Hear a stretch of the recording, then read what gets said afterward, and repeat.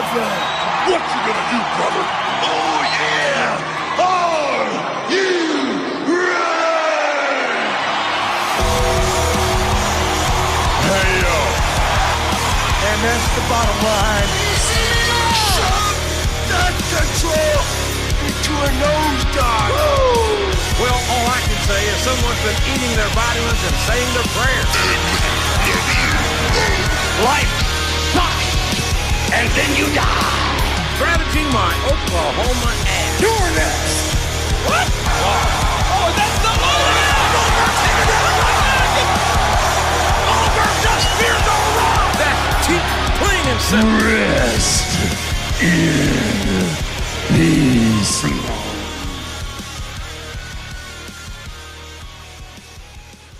Welcome to the JM Report. I'm your host, GoodOlJM, coming to you from JM Studios in Tampa, Florida, your birthplace of pro wrestling. Episode 93, post Money in the Bank pay-per-view.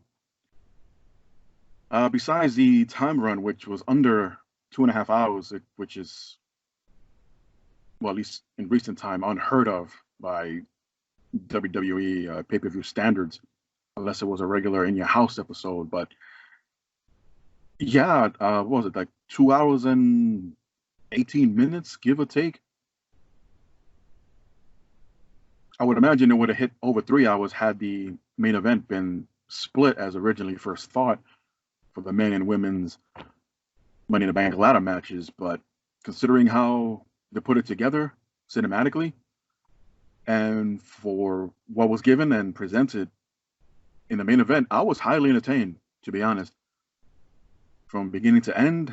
And well, let me rephrase. I was entertained for the most part, and personally, I could have done without the cameos. You know, and if they were going to do cameos, there were at least a couple of times where there were missed opportunities. So yeah, I'll get to that. Let me just run through the results real quick. As in the kickoff show, Jeff Hardy defeated Cesaro one-on-one.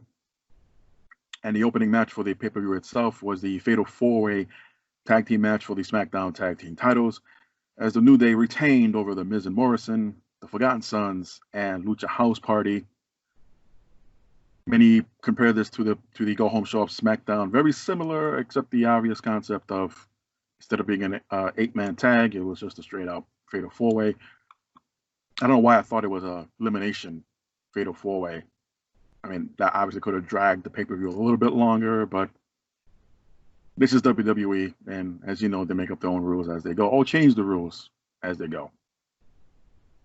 In a peculiar matchup that was literally set up on the fly, we were supposed to have R-Truth versus MVP, but instead, Bobby Lashley comes down and basically tells MVP to take the night off, as he'll take his place, and ended up defeating R-Truth in a squash match. And we will find out later on the following episode of SmackDown. It appears that MVP might be interested in offering his, I guess, managing skills to Lashley, despite of Lana.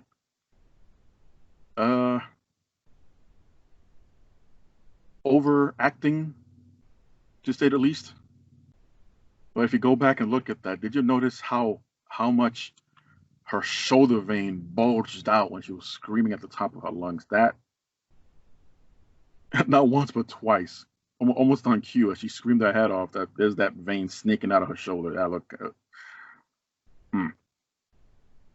just a reference. Don't look too much into it. But it seems like that's the direction that they're going with Bobby Lashley, and it's rumored that Lashley might be put into a Universal Championship storyline moving forward, but we got to see what happens after Backlash. Or maybe even during. Again, rumors. Bayley retained her SmackDown Women's title over Tamina with a little help from Sasha, of course. But it was interesting how, and I called it, I mean, not publicly, but I called it at the tag team match that they had, Sasha and Bayley against Lacey Evans and Tamina, where Tamina pinned Bayley to win that match. my first instinct was, okay, we know Tamina's not winning the title. Commonly, the formula whenever you go into a pay-per-view championship match and a challenger defeats the champion in a tag team match, 2-on-2, 3-on-2, or handicapped or mixed tag or whatever the case is, history has proven that. And surprisingly, out of all the history tropes that WWE does not change, that's one of them. And unfortunately, yeah, it can be predictable. Not all the time. They've would swerve, if you will, the audience. Not too often, but enough times that, okay, so they can pull that tactic where the challenger pins the champion on a tag match and a go-home show, and sure enough, it's the same result at that pay-per-view. Thus, we have a new champion. But Tamina's going to have to go back to the bottom of the barrel and work her way back up again. As Charlotte Flair looks like has sparked a feud, so to speak, between Bayley and Sasha, which is long overdue, by the way. This would be, I think, their third feud together, but I believe creative in a sense, realize where there's good chemistry, just go back to the well once again between Bayley and Sasha, because in the ring they have tremendous chemistry. And for whatever reason, the only difference in this time around is Sasha's not being allowed, from Bayley's point of view, too much promo time. As she's speaking on her behalf, Charlotte called her out on it. And because of that, we're going to have a champion versus champion match on SmackDown, Charlotte Flair versus Bayley, next Friday. For the Universal title, Braun Strowman almost was going to say easily defeated Bray Wyatt in his Mr. Rogers appearance, but no. Wyatt really hung in there. Obviously, was no match for Strowman in the strength department, but psychologically, yeah, Wyatt had his number up until the puppets seemed to have escaped the Firefly Funhouse. Oh, and quick note, by the way. Up until this point, because I wasn't sure about the WWE Championship match, but up until this point, the Money in the Bank pay-per-view was live. This portion of the show was not. This was pre-taped. And the biggest giveaway, for those who have noticed and realized it, was during the match, the puppets have escaped the Firefly Funhouse, and they were even though they were behind these security railing around ringside, but clearly somebody was operating them, and the camera crew were really careful not to get too close, obviously not to get one of those over-the-shoulder POV shots of the puppets. You want to give too many secrets away, as Husky the pig, Sister Abigail the witch, but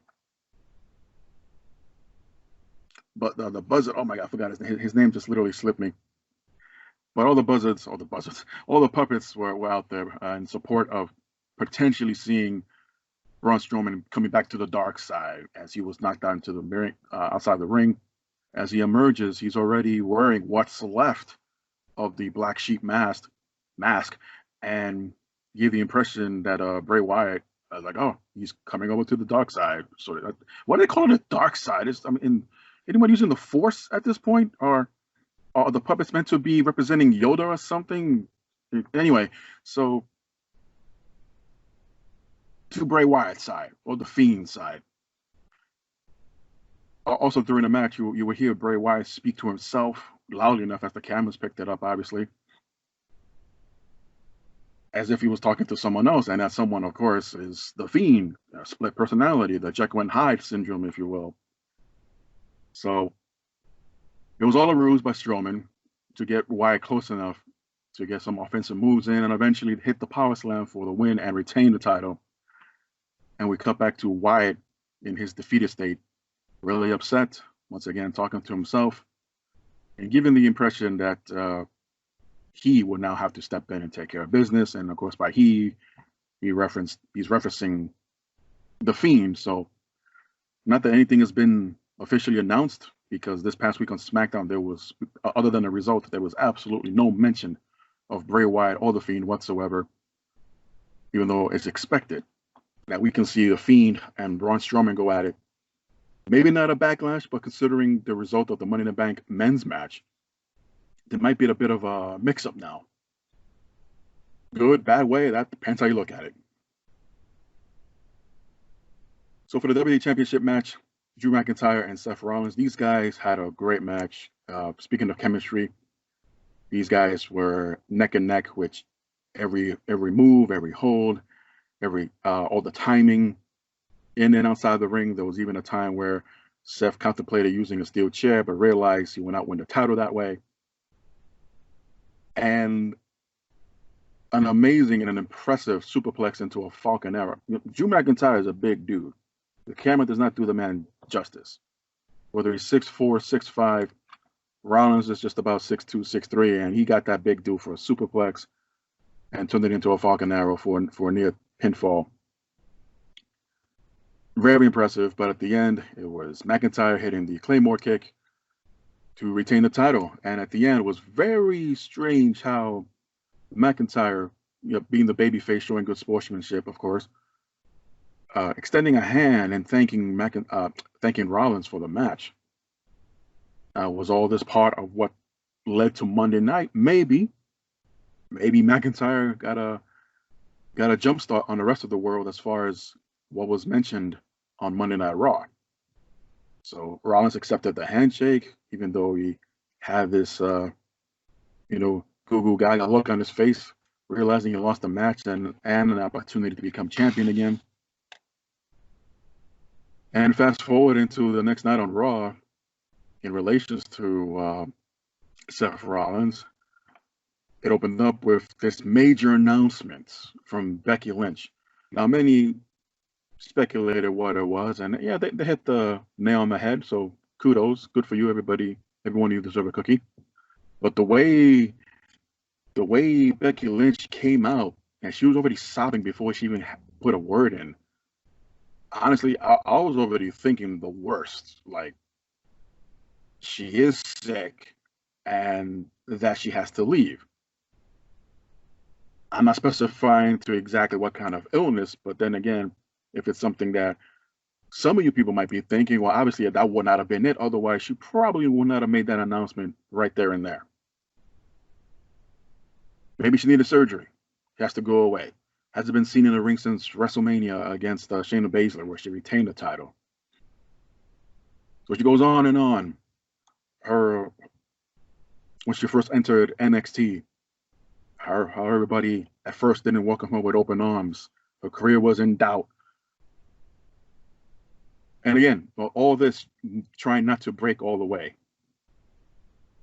And one notable fact here is that Becky Lynch came out with the Money in the Bank briefcase, which we all thought and found very peculiar and strange. I mean, she did not compete, much less even win the briefcase. Why is she carrying it? So as she was about to go on and probably mention the major announcement, here comes Asuka. So Asuka's upset because Becky has her briefcase. That's mine, and Becky alluded like, yes, this is yours.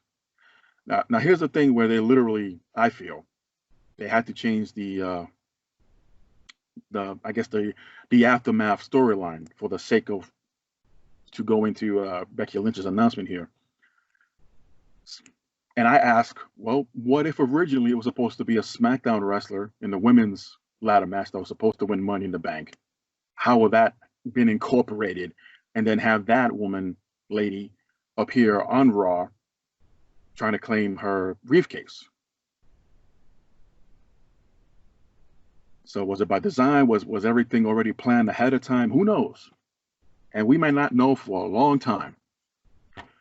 But it was here that Becky mentioned that, yes, the women did have a Money in the Bank ladder match, and it wasn't for a title opportunity. It wasn't even for the briefcase. It was for the Raw Women's title.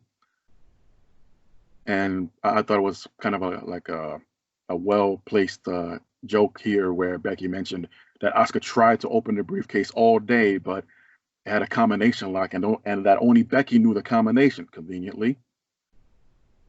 So when she opens it, she tells Asuka it wasn't for a contract. It was what everybody was fighting for. Again, the Raw Women's title, which was inside the briefcase. and presents us to Asuka, as Asuka now is the new Raw Women's title without even having to cash in the contract, because there was never one to begin with, at least from the women's side of things. So as Asuka is literally running and dancing all over the place, singing everything but easy peasy, jumping on the announce table. Of course, the fellas that got a nice shot of Asuka up close, and then heads back to the ring. More dancing, more prancing with the title, and Becky places what more than likely is going to be a T-shirt one day, that Asuka, you go on and be a great warrior, as I'm going to go on to be a mother. So the big announcement was Becky is with child. And finally let go of the tears. Asuka, which I would assume was also kept in the dark, like many people, and embraced Becky and starts having a one-person chant of Becky's name. And off goes Becky to go be a mom. She would later post on social media the apparent pregnancy test that showed positive. Not only on her side of social media, but also Seth Rollins, who, I guess, continuing on from Money in the Bank, was even more down on his luck. He looked miserable. I mean, he looked like he just literally had a 5-minute sleep and woke up to go to work on Raw. His hair was messed up. He looked like he gained 20 pounds overnight somehow. So he's rocking the dad bod. Wasn't speaking to anybody. He was in a tag team match with Murphy versus Rey Mysterio, where oh man, Rey had the. If you thought Rollins, or if Rollins thought he had the worst night, Rey had even more worse than that, if that's even possible. Rollins would not tag in at all during the match until Rey bumped him off the apron. Here comes Rollins snapping and literally try to poke out Rey Mysterio's eye using the edge of the ring steps after pulling up Rey's mask. Because apparently the eye hole in his mask isn't enough of an advantage. He had to pull it up even higher near the mouthpiece and shove Rey's eye into the corner. Not once, but twice, and by the second time, Rey was already bleeding out, kayfabe. So this led to a disqualification. Rey was up to the back. He had to remove his mask forcefully. Shout out to Chico Adams, who once again plays a huge role backstage as one of the physicians attending to Rey Mysterio. Chico Adams representing WXW and the Wild Samoan Training Center. And as Aleister Black, who was Rey Mysterio's tag team partner, was also there in support, here comes Rollins trying to apologize, trying to explain that he blacked out. And Murphy steps in as Aleister Black was being a little confrontational, and then a fight breaks out in the medical office, and we don't hear from that again. Well, obviously, Becky's taking time off, more than likely for a year. And that's assuming that even Mania makes it back to California, I believe, in San Diego, I believe, if I'm not mistaken, even though the governor of California shut down all events for the following year. But their plan B is always, and more than likely will always be, the Performance Center. But as Seth Rollins is concerned, wouldn't make any sense to put him in a title picture anymore. Obviously, has to explain his actions more than likely tomorrow night on Raw and see where that goes. But eventually, I believe, Rollins will be written off television. And unfortunately, I don't blame Seth nor Becky. But unfortunately, whatever momentum and Becky had, or any potential storylines in mind that it had for her, are all gone. Similar with Rollins, except Rollins can go for a few more months before having to take that fraternity leave to be with his fiance.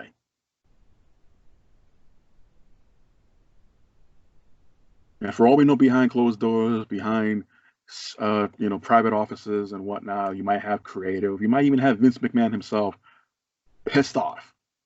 But it's life. And it kind of reminded me of the story of Ricky the Dragon Steamboat after winning the Intercontinental title back in WrestleMania 3, by God.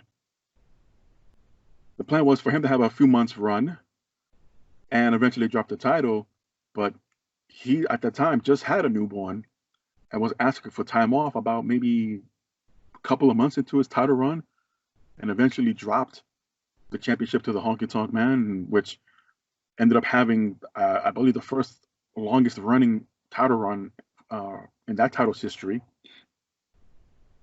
But eventually Ricky will come back nearly a few months later.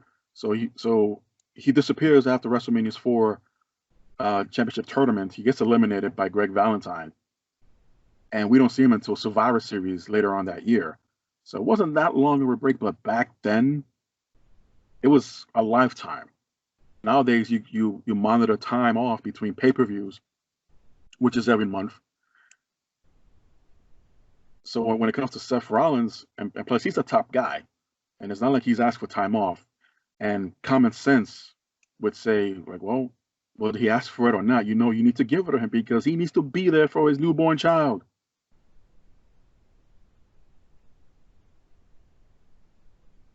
If anything, Rollins, hey, give me a break. I've done everything you've asked of me.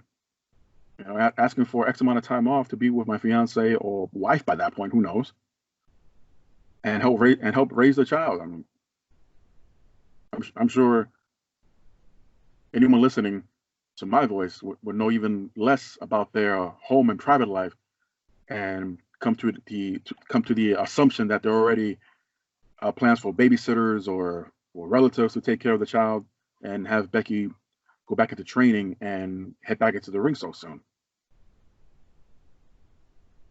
But we'll see how Rollins responds to all this, if he even has anything to say tomorrow night, especially after the attack on Rey Mysterio, which is even rumored that Mysterio is just about or is done with WWE as his contract is coming up. No official word yet, but time will tell. And what a hell of a way to write him off, as if throwing him off the building wasn't a hell of a way to do it. Like, no, take his eye out, and then maybe throw off the building, even though the Performance Center is like one story tall. So then we get into the double main event, I guess, the men and women's Money in the Bank ladder match at Titan Towers. The women began in the lobby while the men began in the gym. Interesting and awkward positionings, but everyone was introduced one at a time without ring announcers. They just had their little profile, and interestingly enough, they added their heights for some reason, I guess, and referencing how high up they got to climb up the ladder. Like, well, you're 5'10", you got to climb up at least 6 more rungs. Needless to say, it was again, I enjoyed it. It was very entertaining. From King Corbin breaking one of the mirrors in the gym, which in kayfabe Vince will be pissed. The not so great directed scene where Otis was pinning down AJ Styles with this huge barbell. Yeah, the angles were horrific because you can easily see, or you could see how AJ could easily slip out of it. He's calling out to Rey Mysterio at the time, like, "Oh, help me, get this off of me," and Rey just walks away. Styles didn't have to lift it up; he could just easily slide underneath and continue the match. Of course, we never see him do this, or nor do we see whoever got the weights off of him, but we will see him later on in the match. Asuka probably had the best entrance of all after all the other women had been introduced, so to speak. Asuka music plays. She's nowhere to be seen. Where is she? And everybody all of a sudden looks up because there's someone singing in Japanese. And there's Asuka off the balcony, leaping onto everyone. Thankfully, they caught her and not departed like Moses would, and started and kicked off the match. Everybody hits into the elevator, runs up the stairs, and one person who didn't like so much this match, in particular Dana Brooke, was Jim Cornette. I've only recently discovered that Cornette is posting his daily drive-thrus on YouTube again, and out of curiosity, he posted his take on the Money in the Bank late this week, and he hated the match. Hated the concept. Hated the fact that there was so much behind the scenes stuff that was not only shown, but I don't know why he specifically bashed Dana Brooke based on her appearance. I mean, in all honesty, I don't think Dana Brooke is that bad of an inside ring performer. I think they could do better with the material that they give her. And considering that she even defeated Naomi to qualify, and then this past week defeated her again, so it looks like they're picking up momentum for Dana Brooke. But time will tell. But again, the fact that Jim Cornette hated everything about these two matches in one, and pointed out details like, that building is only 4 floors tall, 4 stories tall, and of course him working there for so many years before, Cornette would know exactly which route to take to get to the roof. How would he know How would he know the details of that so much after not working there for so many years? It's still beyond me. But throughout the match, as he's commentating on his side, they should have gone this way, had to turn left here and turn left there. But the one thing I would agree with Jim Cornette is the cameos. Maybe not so much the Vince McMahon one, although it was strange enough as it is to see Vince in a pair of jeans. But as it turns out, Vince at first was hesitant to have anything done in his office. More so because of that giant T-Rex skeleton that's hanging off his wall for some reason. It's been there for years, actually. But he didn't want anything to be touched nor destroyed in his office, even though Daniel Bryan and AJ Styles burst in there. And all they did was just misplace 2 office chairs. Vince yells out, "Get out of my office." Daniel and Styles place the chairs back, and Vince turns to his hand sanitizer, gets off a few squirts, and turns around and takes notes. Okay. Yeah. Well, as far as the other cameos, such as John Laurinaitis, Brother Love, Paul Heyman. Paul Heyman wasn't so bad, but and honestly, what was he doing eating the entire table of catering? And not Doink the Clown. Then again, none of after Matt Bowen passed away, they couldn't even find anyone else that eventually played that character throughout the years. And he was in a dress shirt. This Doink was hiding behind a sofa chair for some reason. My thing is, well, if you can't get any of the previous people that played this character, or much less someone that would fit the physique, how about not do it at all? There was a spot where there was another cameo, or if you can even call it that, because she wasn't even there at the same time and place it took place. Yeah. Apparently, I redundant. Carmella, Dana, Shayna, and Nia. A lot of odds there. They break into this one office, and hanging on the ceiling is this transparent Money in the Bank briefcase with actual money inside. So Dana climbs up and brings it down and thinks she won the match. It's over. All of a sudden, we get a cutaway and poorly edited together. Stephanie saying, like, "What are you doing? That's not the real briefcase. You got to go to the roof," and blah, blah, blah.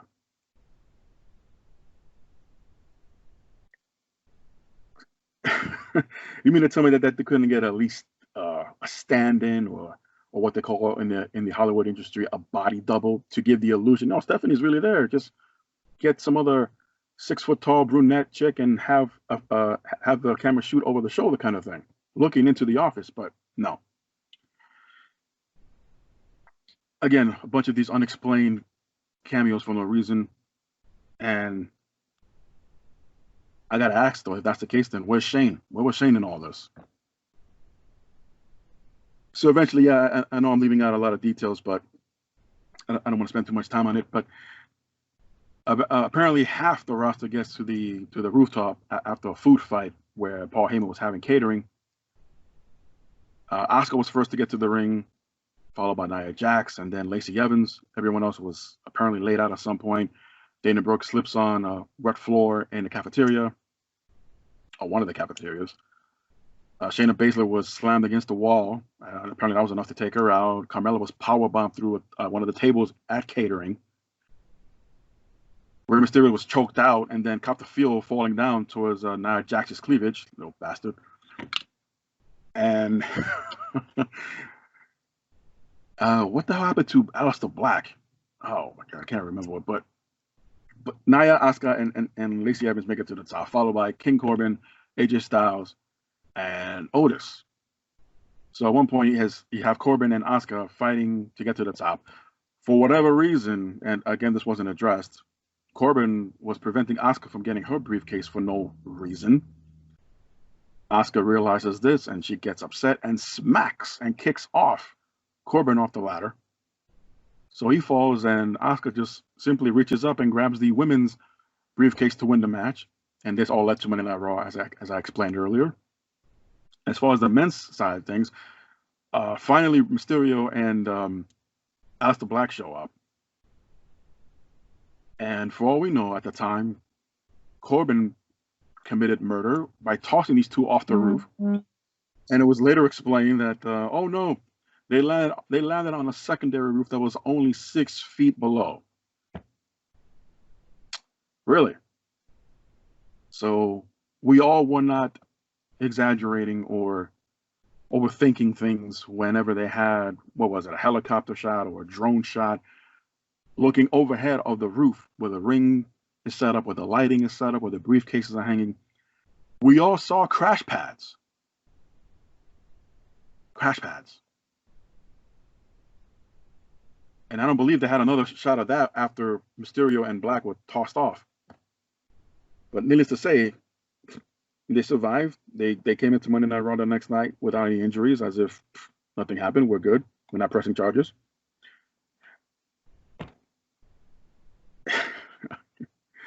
That's entertainment, folks. So now it's time for the men's to make up their mind who's going to climb up the ladder and who's going to win this match.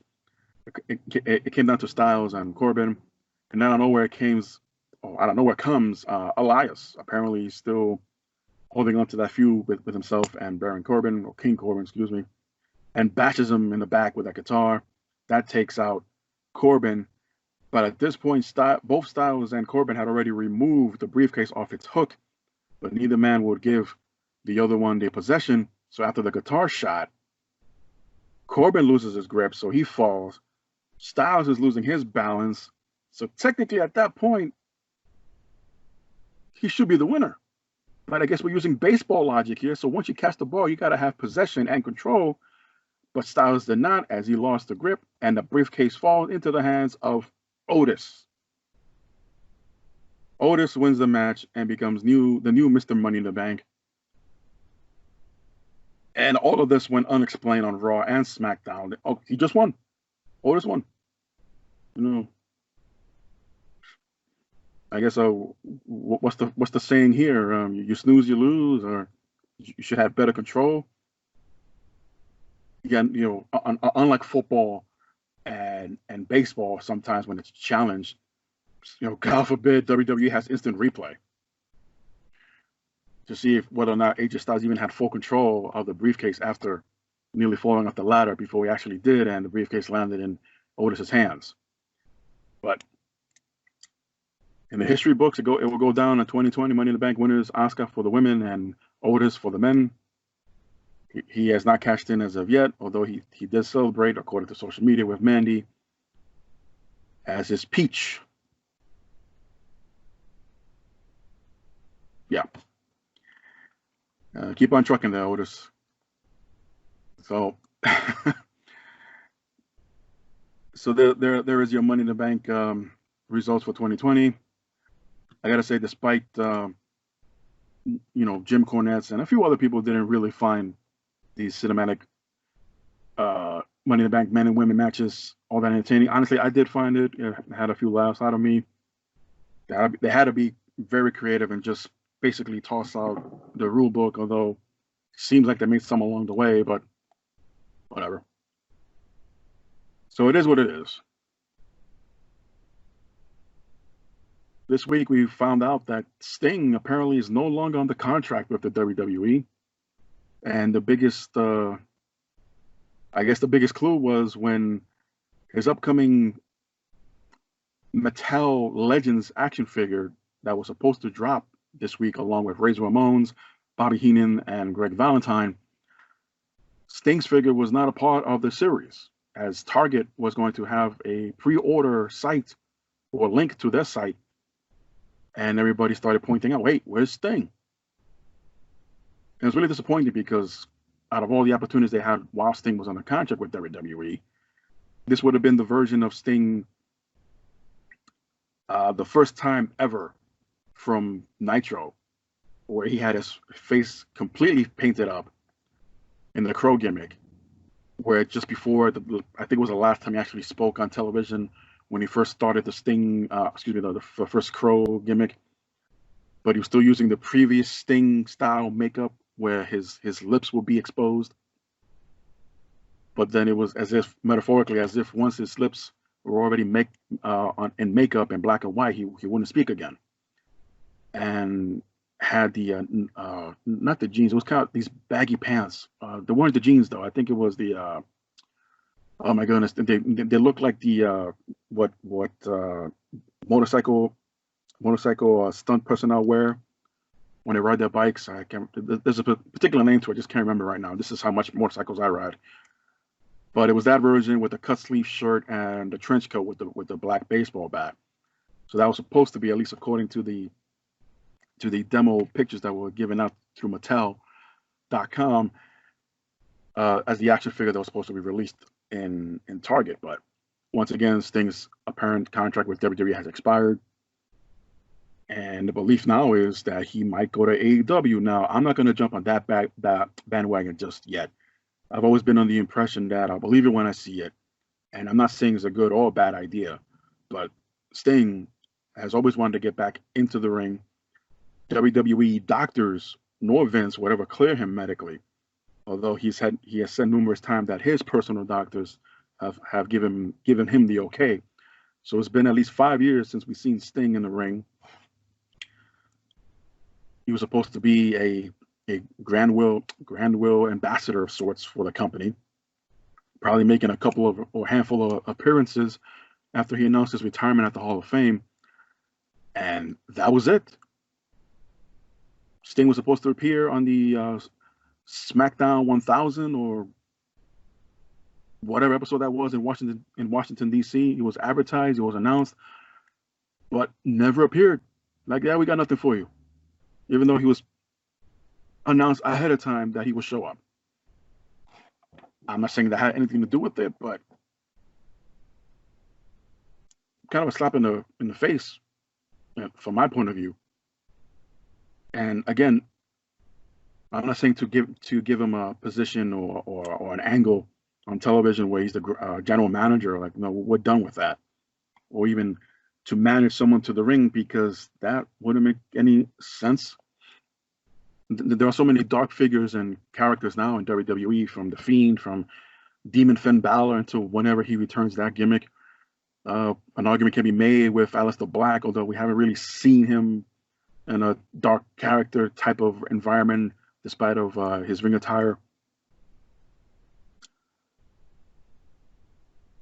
Sting could have still played some kind of part. What exactly it is, I'm not sure. But depending what is going on in the company, and who's in, who's out, who knows if Sting would have been part of that Black Wednesday announcement of so many people being released, fired, or furloughed. Point is, he's no longer with the company. Booker T even believes that he's going to head to AEW. I'm not saying Booker T is wrong, but again, I'll believe it when I see it, and it's really unfortunate. Sting, even announcing his retirement and his contract expired with WWE, his 90-day no-compete clause should not affect him at all. Again, not competing for 5 years, I think that would have been long enough. 90 days of expiration. And I don't remember ever reading a report that Sting renewed his contract in the past 5 years. And ironically, that's how commonly contracts, when they offer to you by WWE, that's that's how long it lasts. Every 5 years, they're going to end up renewing or extending.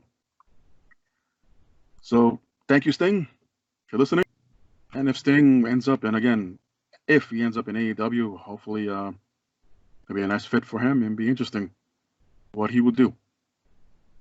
Even if he doesn't wrestle, I think it will be a great, I guess, signee, if you will, if Tony Khan and the Elite get together and show an interest in Sting to appear in any capacity. Hell, for all we know, he can show up at next week's Double or Nothing pay-per-view next Saturday. So again, anything is possible at this point. I don't talk much. Well, let me try that again. I don't talk much about the Dark Side of the Ring episodes. I try to. Most of the time it's because there isn't anything new that was discovered or shared by those involved in the individual stories that are talked about. For example, this past week was the last ride of the Road Warriors.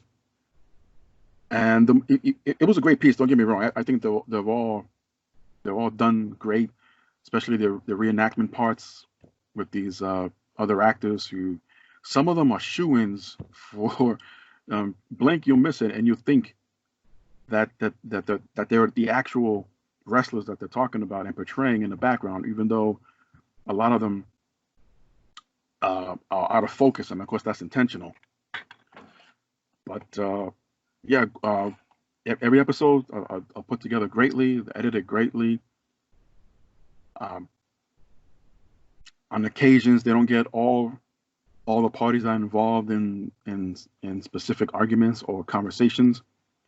For example, for the Dino Bravo episode, Rick Martel declined to be a part of that episode for whatever reason or reasons.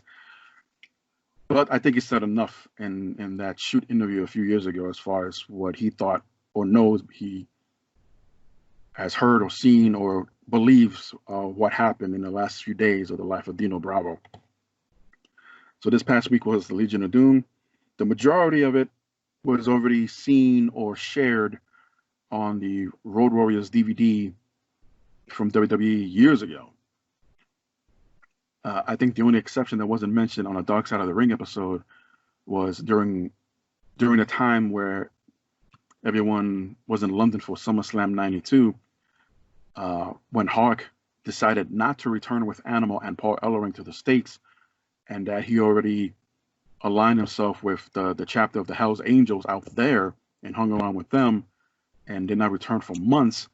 And that's when he landed a role over in New Japan and basically tried to restart the Road Warriors gimmick all over again. The only new information I got of this episode was the origins of Hawk's career, where he began in Canada. That really threw me back, and that they actually had footage of that time and how he and Animal met for the first time and how they hooked up in the States and basically ran roughshod through all the territories at the time and teaming up with Paul Ellering. So, again, if you haven't already, and there seems to be a lot of people uploading the 4 episodes of every week's Dark Side of the Ring on YouTube. So, if you haven't already, check it out. I'm going to try to put together my own little box set as soon as I can after next week's episode, which is the season finale, and rightfully so,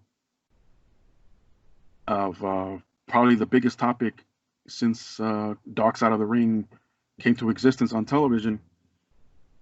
And they're going to discuss the story of Owen Hart. Owen Hart, who tragically passed away during a WWE pay-per-view, Over the Edge, back in 1999. Here we are, almost to the day of him passing, nearly 20 years ago. And not that WWE has gone out of their way to erase his name or his likeness or his features or his matches, anything. But it came at the request of Owen Hart's widow, Martha, feeling that WWE could still make money off of his name after he passed away, and found it completely unfair because, Martha is widowed. She has to raise her children, especially since '99. They weren't even teenagers yet. And in this coming week's episode of Dark Side of the Ring, Martha breaks her silence. So we're gonna find out just about everything, at least for what she's willing to share, from both sides of the camp. We've heard WWE's side of point of view for many years. Now we're gonna try to fill in some gap with what Martha has to share.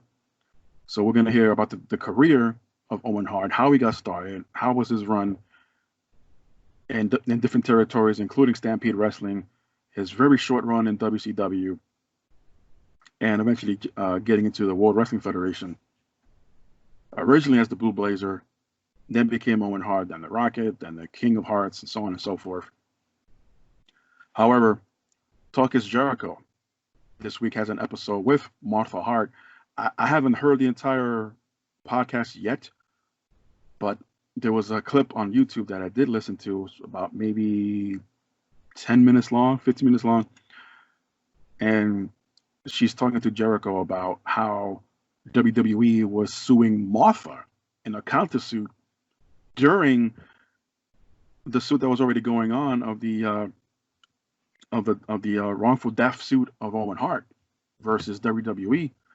What WWE was trying to do is move the case from Kansas City, where he passed away, over to Connecticut, because there's something along the lines of, and I wasn't even aware of this, that if such tragedy or such accident like Owen Hart's takes place in Kansas City, and in the position of WWE being the company that he worked for, can be liable and can be held responsible for the accidental death.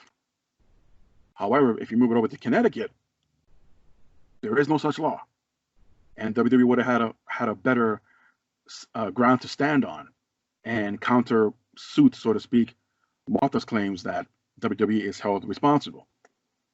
Now, Vince McMahon has gone on television several times trying to clear the airways for a few months back in '99. I would dare say into the year 2000, trying to defend not only himself but the company, that something went wrong. It wasn't WWE's fault. It was that whatever rigging company that they hired, that supposedly was the same one that Sting dealt with in WCW, doing the exact same stunt, being lowered from the ceiling of the arena down to the ring. But something went wrong, and the argument was that maybe because it's so sensitive, that the release mechanism, the release button that comes with the harness wrapped around Owen Hart's body, he might have hit it by mistake, by accident, on the way down, hence causing the fall some 80, 90 feet to the ground, well, into the ring, actually. And unfortunately, due to his injuries, did not survive. So again, that's just the tip of the iceberg. I don't want to, as painful as it is, don't want to relive too much of that painful memory, as I was watching the pay-per-view like many of you were, and Jim Ross had to make that unfortunate, heartbreaking announcement that Owen Hart has died in the hospital due to his injuries. And then the next night on Raw was the Raw is Owen episode, a tribute to Owen Hart. Those who felt like working, having matches. It was basically, just throw out the rule book as far as whatever angles or storylines were meant to be picked up after Over the Edge pay-per-view. If you go back and you even for a second think of it as not a tribute show to Owen Hart, the matches that took place that night was like well, best way to put it is like alternate reality, where how often would you have seen Triple H versus Al Snow, or The Rock versus Val Venus, or Road Dogg, who accepted an offer from The Godfather. So instead of competing for the Intercontinental title, let me offer you my ladies, my escorts, and head to the back, drink some beer, and tell some Owen Hart stories. It was that kind of bizarre night, and it is available on the network if you're willing to shed a tear or two, especially at the end where Stone Cold Steve Austin had that final toast and salute to Owen Hart. I'm not good at reading lips, but I'm pretty sure it was something emotional that Austin had to say as soon as Owen Hart's picture popped up on the Titantron. And while that's going on, Jim Ross slowly breaking down on the microphone and at the commentators table, just wishing all the best to Owen's family, and that if he had one more night, he would have loved to have spent it with Owen Hart, and tell him how much he loved him and appreciated his work and how good of a friend he was. Really touching stuff. I don't know how I'm going to react watching this Tuesday's episode of Dark Side of the Ring, but there's a lot more to the story apparently that we don't know about, and Martha Hart, the widow, finally decided now was the time to break her silence and share with the world what has happened, at least from her side of things. And it's unfortunate because for many years, Bret Hart would say that Martha is trying to erase Owen's legacy. I never knew what that meant. I mean, okay, they're not blood related for Martha to be family. I get that, but still, it's Owen's wife, who he fell in love with, had children, done a few nieces and nephews for Bret and others in that family. I thought it was something that would have bonded them together, despite Bret Hart being in WCW at the time already, but none of that really mattered, did it? Then or now. But hopefully, and curious to hear from other members of the family, from the Hart side of the family, from the Smith side of the family, what they think of an episode that's yet to air about Owen Hart this coming Tuesday on Dark Side of the Ring. I'm more than likely have my thoughts on it. I'll take down some notes and see what's going on with moving forward, that is. And honestly, I think the end result was a settlement, undisclosed amount. There might have been more to that story. At this point, everything's a blur at this point. But yeah, stay tuned for that, and I'll have my thoughts on that next time on the JM Report. Just got a few more stories to share here.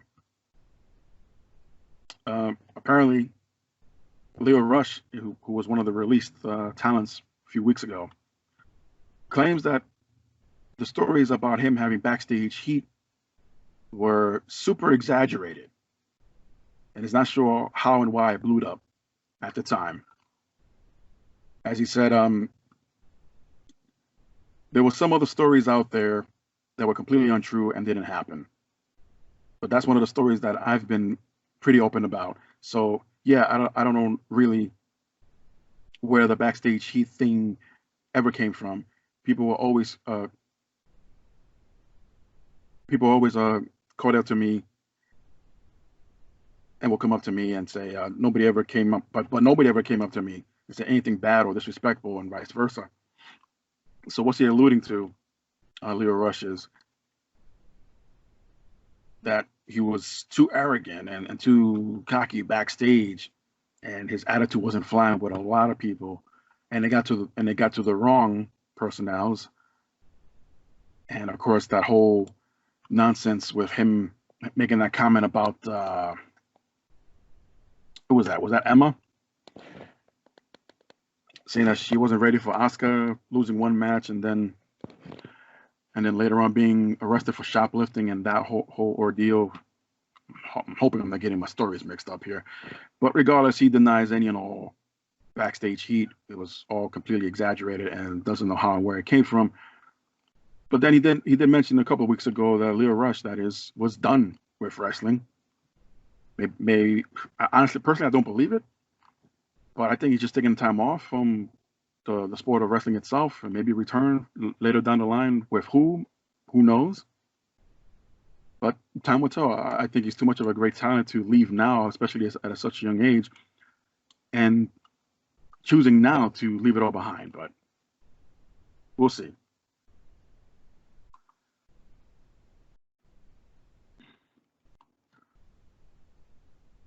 I mentioned AEW Double or Nothing earlier, and matter of fact, earlier on in this week's episode of Dynamite, it was announced that Mike Tyson himself will be on hand to present the winner of the TNT Championship tournament between Lance Archer and Cody Rhodes. I don't know about you, but it wouldn't surprise me if they would try to get something done as far as Tyson being physically active in the ring with AEW, not long term, maybe something short. This is not something I read somewhere. That's just on my own accord, and I only based this on a recent training montage video that was released on Mike Tyson's social media accounts. He looks like he hasn't lost his touch. I mean, he's hitting the bag. He's hitting those punching gloves with such velocity and force. And you would think, holy crap, he's about to knock someone out over at Double or Nothing. I mean, it might be a copy and paste rehash of the ending of WrestleMania 14, but it's interesting that even the fact that they even got in touch with Mike Tyson, one, and two, all parties agreed to have him appear. And it's not the first time, of course. Jake Roberts, also a WWE Hall of Fame. You got Mike Tyson, also a WWE Hall of Famer. Nothing to do with that, but obviously, if this is something that Mike Tyson is interested in moving forward for a little bit in his life, for his career, I say why not? I mean, he's always enjoyed himself. He's always seemed to fit in. Sometimes his jokes don't land all the time, but you know what? I think it's a good fit for Tyson, depending if it's with Archer or Rhodes or whomever he gets in a physical altercation with, which I'm expecting this coming Saturday night at Double or Nothing. Either way, it'll be very interesting. Over on AEW's Twitter account, it's also been confirmed Iron Mike Tyson will be at Double or Nothing to present the TNT Championship to the winner between Cody Rhodes and Lance Archer. Tournament's been amazing up to this point. I thought the possibility of the Rhodes brothers meeting in the finals was maybe too obvious, but you know what? At least, yeah. I mean, the teasers with Dustin Rhodes' in-ring career being on the line, and that wasn't the case, thanks to Archer.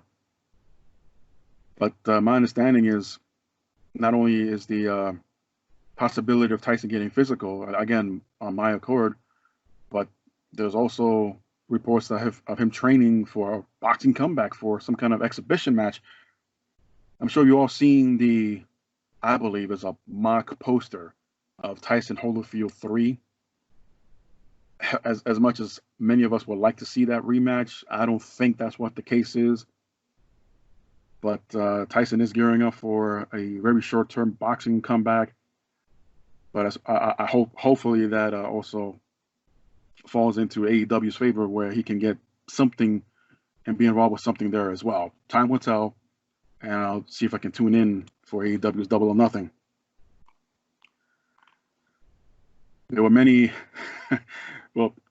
many speculated what Becky Lynch's announcement was going to be, but almost as if they were taking advantage of the reaction and the interest. Almost like a very similar, I guess, well, another announcement was made on NXT this week, but they set it up as if, well, there's going to be a major announcement, but this time between Shawn Michaels and Triple H. So the running joke there was, okay, who among them is pregnant? But no, it turns out that when Triple H and Shawn Michaels appeared on NXT along with the Road Dogg, I guess this is to make up for NXT TakeOver Tampa.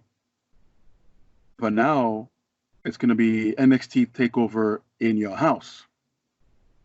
Finally find a reason and a way to bring up that concept back.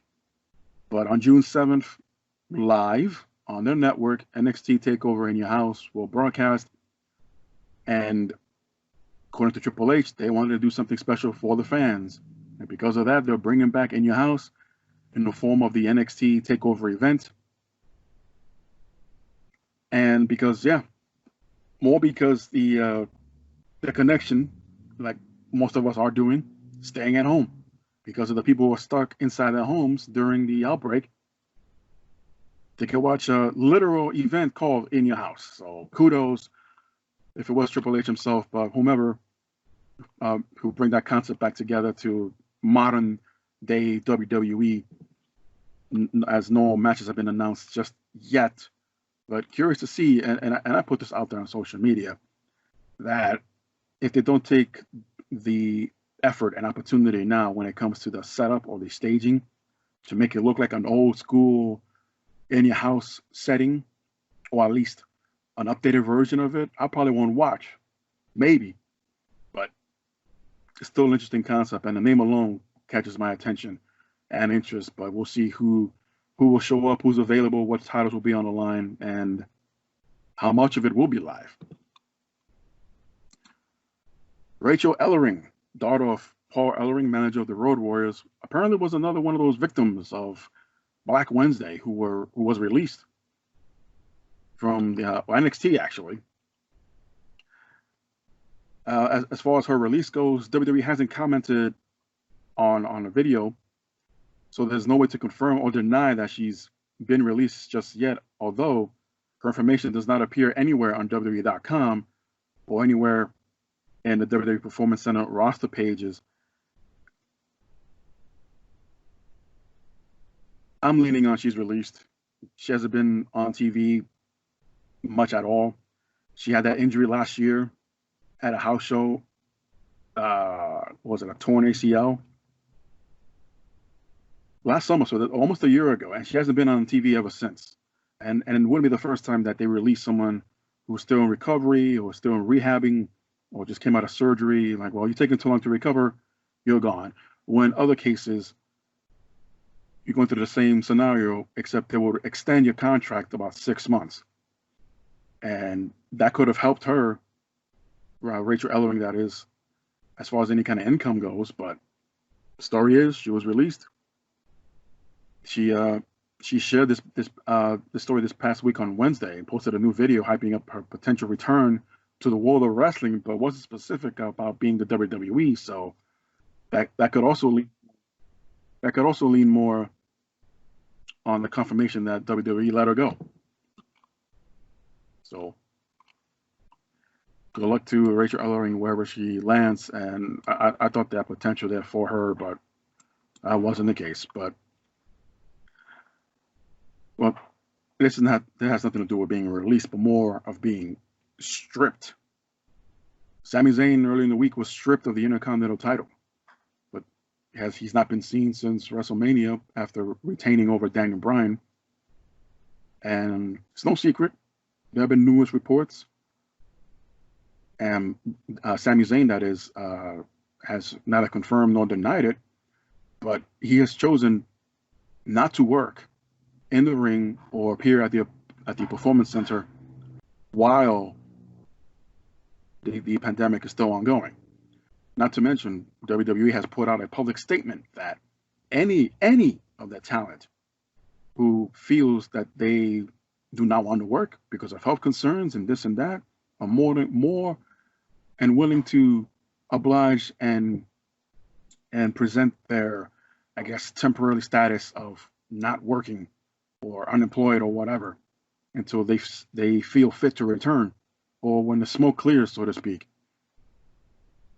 The downside was that Zayn was the Intercontinental Champion, and even though Zayn is not Andrade, who was suspended for 30 days while being the United States Champion and never bothered to surrender or be stripped of that title, or if you're Brock Lesnar, who cares to show up whenever or however he wants, but according to Vince, based on his contract, he was only available for a limited amount of days.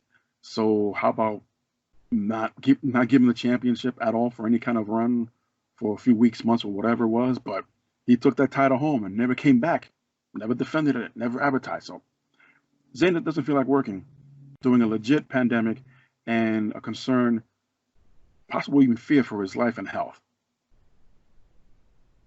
And he was one of the champions, and he's stripped of it. So I will leave that up there on the table for any more arguments about it. But a tournament was created. It began this past Friday. Daniel Bryan, who defeated his now former companion in Drew Gulak, and depending who you ask, he was either released or fired by WWE. But at the end of the day, unupdated reports have said that his contract expired, and there was no offer nor an attempt to try to renegotiate or extend the contract. So Drew Gulak is gone from WWE. Honestly, whether it's released, fired, terminated, contract expiration, whatever, he's better off and can find new grounds to conquer, so to speak, better potential opponents in Japan if he can still make it out there.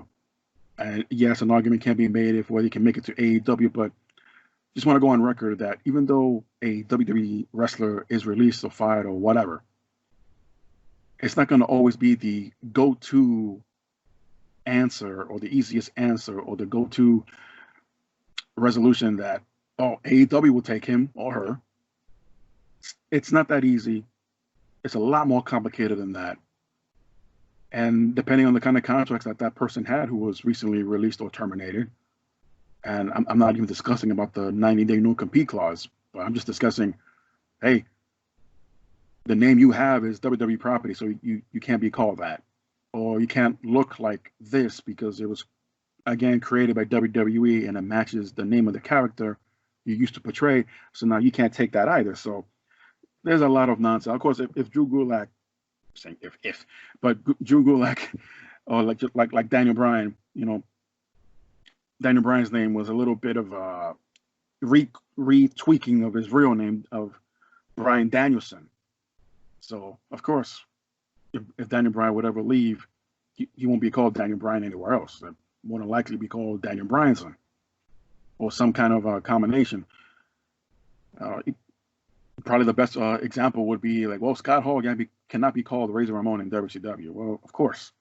And we all knew how much of a mess that was. So it sucks. And Bryan defeated Drew Gulak, so Gulak is not only eliminated from the tournament, but he's no longer working in WWE.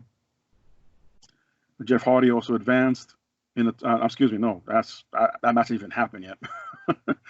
Jeff Hardy and Sheamus would go 1-on-1 this coming week, along with AJ Styles and Shinsuke Nakamura, which should be, on paper anyway, a good match. Hopefully, this makes up for the not so impressive match they had back at WrestleMania 35, was it?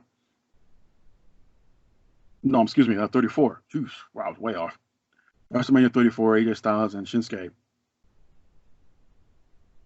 And we'll see who will crown a new champion. And Gulak is gone.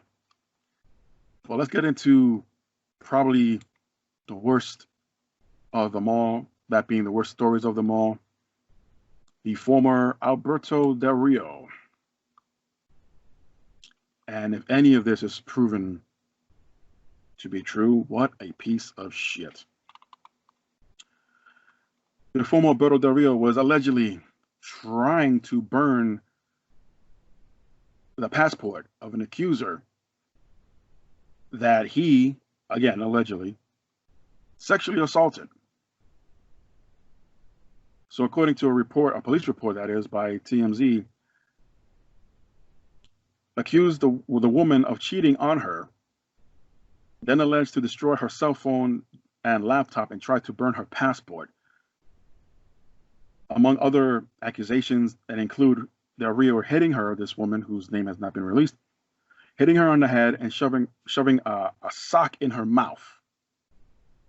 She says that she doesn't consent to sexual activity with him and that he sexually assaulted her with several body parts, including his penis.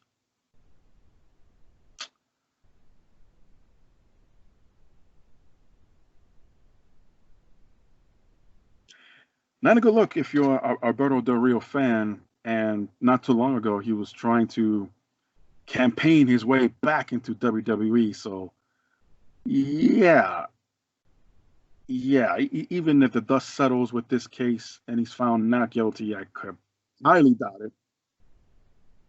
But WWE more than likely is not going to touch this guy anytime soon with a 10-foot pole, or if you want to be more specific, a 6-foot pole, still practicing social distancing. But point being, he's not coming back to WWE anytime soon.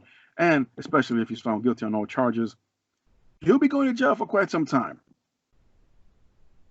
And I can't help but to go back and think about his interactions with Paige when they were still a couple. There was that incident over in Orlando International Airport. Most of the altercation was caught on audio, and even then, Alberto was not being looked at as the nice guy. And the police got involved, and Paige was still out of the company due to injuries at the time. And they were dating with each other. It was just a mess, a cluster, if you will. And unfortunately, this is going to add to this guy's resume of not to hire, more than likely ever again. But let's switch gears into some good news as Stacy Keibler gave birth to a third child. You know what? I don't even remember her giving birth to a second child, but apparently she gave birth to a third. So mazel tov to Stacy Keibler. Let me see. Keibler and her husband welcomed Isabella into the family. She already has a 5-year-old, and this is probably the case, a 1-year-old child. So literally gave birth a year ago, and here we are, almost just after Mother's Day, gives birth to yet another child, a third. Again, congratulations. First, as she put it on her Instagram account on Mother's Day, today is a very special day. It's my first Mother's Day as a family of 5. My heart is filled with so much love. And you know what? Congratulations once again for Stacy Keibler. Hall of Fame bound for sure, but I think she'll be busy being a mom right now for the next few years. So hold on for that invitation for Stacy Keibler. SummerSlam is still it's up in the air as of Wednesday. According to WrestleVotes over at Twitter, from what he has learned, he or she, WrestleVotes could be either he or she, but the tweet goes, "What I've learned from a source on SummerSlam, WWE wants to remain as is, and the city of Boston has made it clear that's not likely. WWE is actively hunting for a new location with fans, so that's their goal. The plan is that they're keeping an eye on the South with either Florida or Georgia. The date may be pushed back till September, and no word on an NXT takeover that weekend." So after WrestleMania was finally announced of basically not happening, not at Raymond James Stadium anyway, and they lost not only WrestleMania but NXT TakeOver Tampa and the Hall of Fame celebration. And according to Georgia Smith, the daughter of Davey Boy Smith, the British Bulldog, who was announced to be inducted this year into the Hall of Fame, she tweeted out based on the WWE official that explained to her that they're looking to reschedule the Hall of Fame for the weekend of SummerSlam.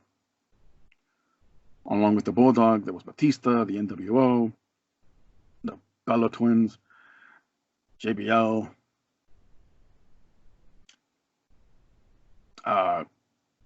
Jushin Thunder Liger, if I'm not forgetting anyone else.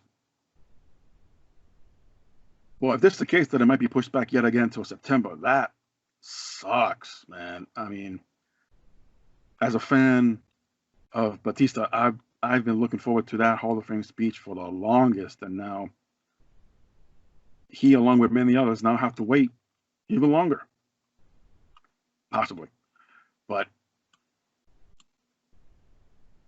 this whole concept, and I don't want to get too political, but this whole concept of rushing back and getting fans into the arena regardless of 25% capacity or every other 3 to 4 seats apart from the next fan over. I mean, no. I mean, just today, matter of fact, NASCAR restarted their season and they're continuing on with no fans. And I watched for a little while. It was a little bit surreal not seeing any fans at a NASCAR event with all the empty bleachers. I'll admit that. But it went off without a hitch. I couldn't finish watching the end result because I had to come down and do my report here. But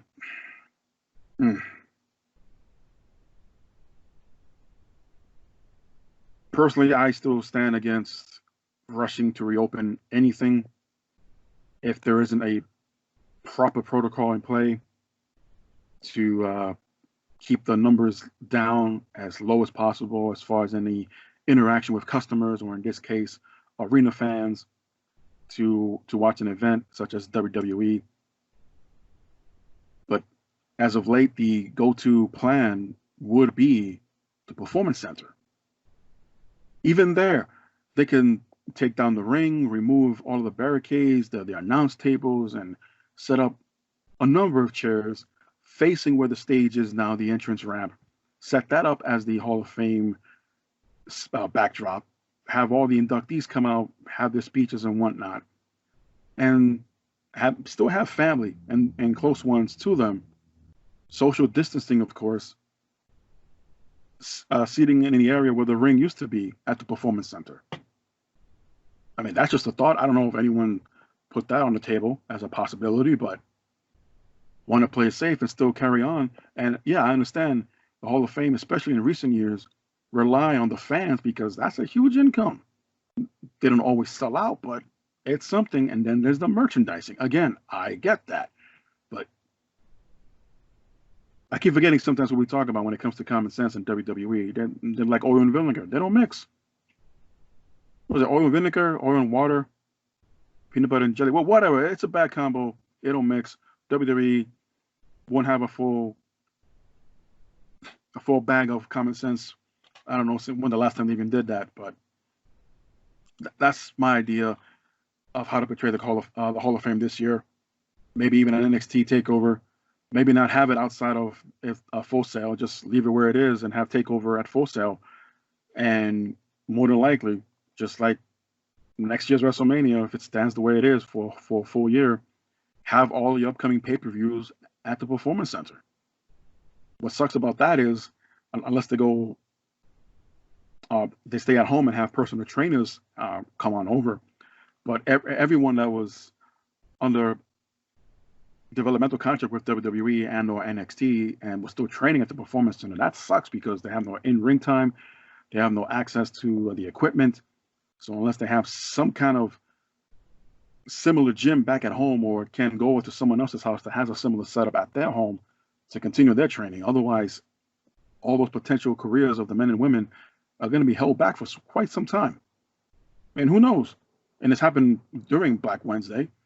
Some of them might even be released because they have nothing for them. They can't do anything as far as moving anything forward for them. And the poor guys and gals have not even been on TV yet. So if it ain't broke, don't fix it. Keep everything in Full Sail. Keep everything at the Performance Center. And just take out of your mentality of that you need to have this right now in front of fans.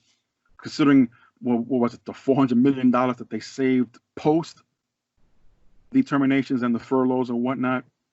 It turns out they didn't need to do that anyway. I think WWE is just doing fine, financially fine, despite all the lawsuits going on, but they're doing fine. So no rush, no need to do that. Stay put. Moving on. Well, we heard of the wild card rule after the last draft that they had was, even back then, was ridiculous. Even though it helped somewhat this week as the ratings, the numbers for SmackDown and Raw spiked up so slightly, but it spiked up. So now we're going to have SmackDown personnel appearing on Raw and vice versa. Kind of like the wild card rule, except according to Post Wrestling, they're introducing the brand crossover. Same concept, different name, same bullshit. I see this, as a positive for them. I mean, it's already proven that with the so slightly numbers moving up with the meters on the ratings so slightly, but again, it's a positive. Also, the amount of talent that are basically cashing in, so to speak, the option not to want to work during this pandemic. And I don't blame them. Roman Reigns, Sami Zayn, among others. I mean, there were reported others, but some have returned, even though they were self-quarantined for some time, like Rey Mysterio, like Dana Brooke. but they returned to work, and they had a nice cozy spot for them each, as a matter of fact, in the Money in the Bank matches. There were even reports about Bobby Lashley, but turns out that wasn't confirmed, as Lashley appeared in every show leading up to Mania up until Money in the Bank, so he's good to go. Before I saw the numbers, that was my mentality that that's just code for saying that we don't have too many available superstars right now for either Raw and or SmackDown to fill in the 3-hour Raw show and a 2-hour SmackDown show. So, in case you haven't noticed, that's kind of been what's been going on. Why there have been repeated talents, why there have been so many rematches the past couple of weeks. So I think now by interacting and interchanging some of these talents, so it will help for the time being. So what did they do? They go ahead and announce their first match of this brand crossover for tomorrow night on Raw of King Corbin taking on Drew McIntyre in a non-title match tomorrow night. What was funny there was it was McIntyre that challenged King Corbin for reasons. And so happened to be Corbin was on the show of Raw, but never appeared in the ring other than a backstage interview. So, yeah, we got a couple of interesting things going on. We'll see who would do this or be involved in this brand crossover. Plus, we got a tournament going on SmackDown. And we're going to see who Drew McIntyre's potential challenger going to be moving into Backlash. So, just enough interest has developed to make you tune in, and we'll see if it pays off. And I'll end with this as apparently bad news for Progress, the wrestling promotion. Their entire summer schedule has been canceled, and they're looking to return sometime in October. And the majority of these cancellations, they were set to take place in the United Kingdom. There were a handful in the States, such as Los Angeles, Seattle, and Portland.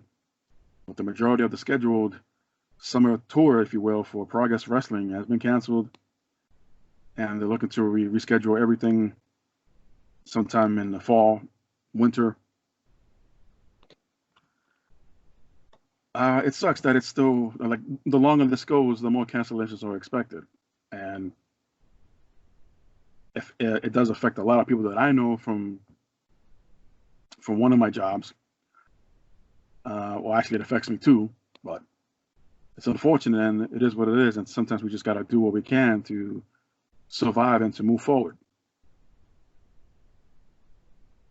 Of course, while practicing social distancing and safety protocols, wearing masks and gloves whenever all possible, and fulfill your obligations at the job.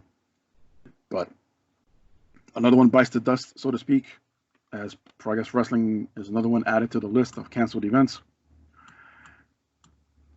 Man, if 2021 does not kick ass, I'm going to be very upset. And that's just being nice. Ooh. So with that said, happy belated Mother's Day. I know I mentioned that last time, but say it again. The weather's warming up, so I know a lot of us are going to be tempted to step outside if you haven't already, but practice safety. Can't stress that enough. So don't forget to click like and subscribe to the YouTube channel of Good Old JM. Follow me across social media as mentioned in the description. So everyone, behave, be good, be safe, be healthy. Till next time.